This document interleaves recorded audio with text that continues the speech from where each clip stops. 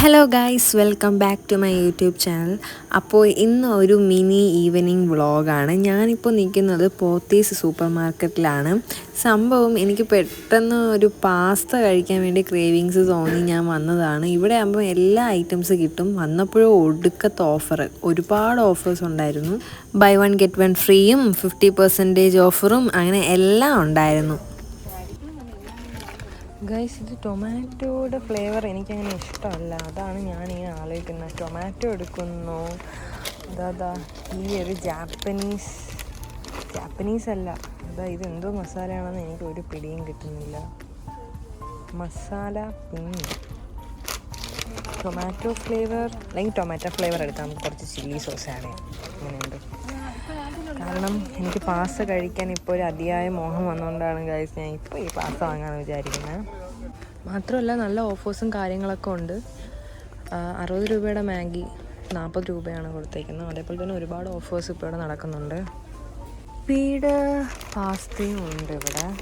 ഇതെല്ലാം ടൊമാറ്റോ ചീസിയാണല്ലോ. എനിക്കാണെങ്കിൽ കുറച്ച് സ്പൈസി ആയിട്ടുള്ളത് കഴിക്കാൻ ആഗ്രഹം. ഗൈസ്, ഞാൻ ഈ മാഗിയുടെ പാസ്തയാണ് വാങ്ങിച്ചത്. Cheesy tomato twist. നമുക്ക് നോക്കാം എങ്ങനെയായിരിക്കും സംഭവം. എനിക്കൊരു ടൊമാറ്റോ കെച്ചപ്പും കൂടി വാങ്ങണം, കാരണം എൻ്റെ കയ്യിൽ ചില്ലി സോസ് മാത്രമേ ഉള്ളൂ. ഞാൻ ഈ ഒരു കെച്ചപ്പ് വാങ്ങിച്ചു. ഇതും ടൊമാറ്റോയുടേതാണ്, പക്ഷേ ഇതെടുക്കാമെന്ന് വിചാരിച്ചു. ഇത് ഞാൻ കണ്ടിട്ടില്ലാത്ത ഒരു ബ്രാൻഡാണ് ഗൈസ്, വീബ എന്നൊക്കെ പറഞ്ഞിട്ട്. അപ്പോൾ നമ്മുടെ കിസാൻ്റെത് ഇവിടെ തീർന്നു പോയി, കുഞ്ഞു പാക്കറ്റ്. എനിക്ക് കുഞ്ഞു പാക്കറ്റിൻ്റെ ആവശ്യമേ ഉള്ളൂ, അതുകൊണ്ട് ഞാൻ ഇതാണ് എടുക്കുന്നത്.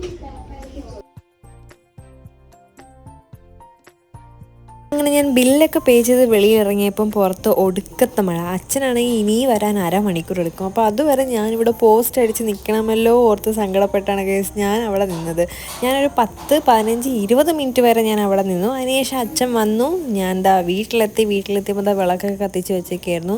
അമ്മ എന്നെ കണ്ടതും അന്തം വിട്ട് നോക്കുന്നു. ഞാൻ ഏതോ അന്യഗ്രഹത്തിൽ നിന്നതുപോലെയാണ് അമ്മയുടെ വിചാരം. ആ കണ്ണും തള്ളി എന്നെ നോക്കിക്കൊണ്ടിരിക്കുന്നു. വന്ന് കയറി ഉടനെ പണിയും കിട്ടി. ചായ ഇടാനാണ് ഗൈസ് പറഞ്ഞത്. എന്താ അല്ലേ, ഒന്ന് റെസ്റ്റ് എടുക്കാമെന്നും പറഞ്ഞ് വീട്ടിൽ വരുമ്പോൾ അവിടെയും പണി. അങ്ങനെ ചായ ഇടാൻ വേണ്ടി നേരെ കിച്ചണിൽ കയറി പാലൊക്കെ എടുത്തു. നമ്മളിനി ചായ ഇടാനാണ് പോകുന്നത്. എൻ്റെ ചായ അത്രയ്ക്കും ഇഷ്ടമായതുകൊണ്ടായിരിക്കാം എന്നോട് ചായ ഇടാനൊക്കെ പറയുന്നത്. അങ്ങനെ ഞാൻ പാലൊക്കെ വെച്ചു, തേയില ഇട്ടു. ആ ടൈമിൽ അമ്മ വന്നു.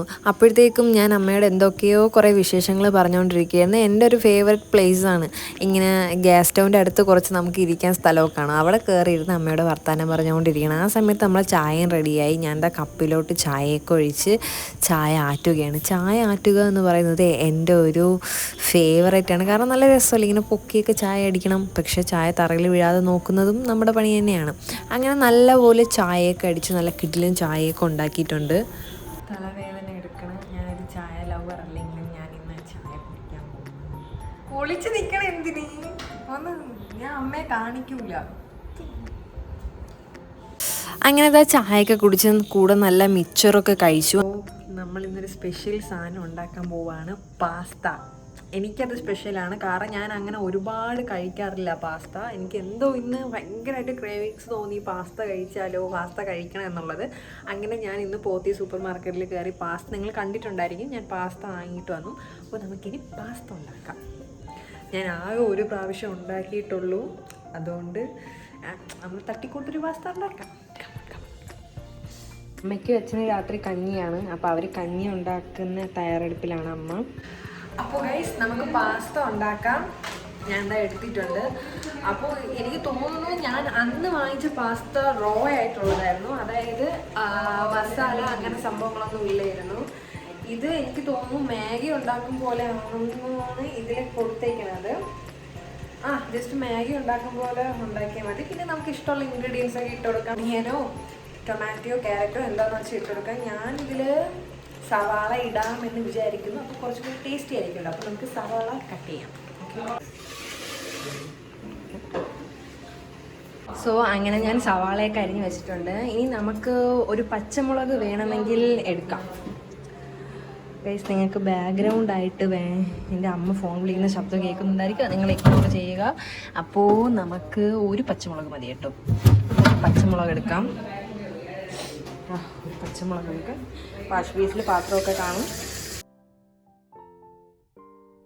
അപ്പോൾ നമ്മൾ ആദ്യം ചെയ്യേണ്ട പരിപാടി എന്ന് പറഞ്ഞാൽ പാസ്ത വേവിക്കുക എന്നുള്ളതാണ്. അപ്പോൾ പാസ്ത വേവിക്കാൻ വേണ്ടി ഞാൻ കുറച്ച് വെള്ളം വെച്ചിട്ടുണ്ട്. വെള്ളം ഒന്ന് തിളച്ചതിന് ശേഷം നമുക്ക് പാസ്ത അതിലോട്ട് ഇട്ട് കൊടുക്കുക എന്നുള്ളതാണ്. വെള്ളം ഒക്കെ ഒന്ന് തിളച്ചിട്ടുണ്ട്.